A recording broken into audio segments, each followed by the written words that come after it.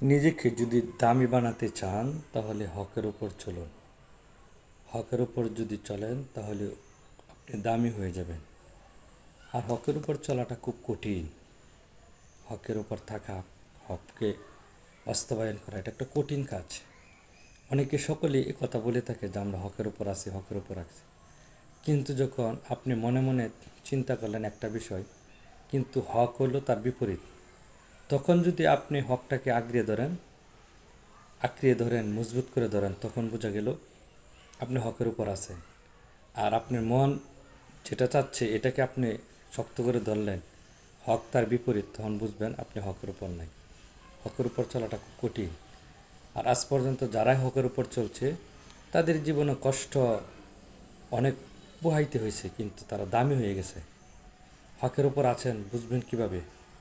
আপনার মন যেদিকে চায় ওটার বিপরীত যদি হক হয়, তাহলে এই মনের চাহিদাকে বাদ দিয়ে বিপরীতটাকে আঁকড়ে ধরতে হবে, তাহলে আপনি হকের উপর আছেন।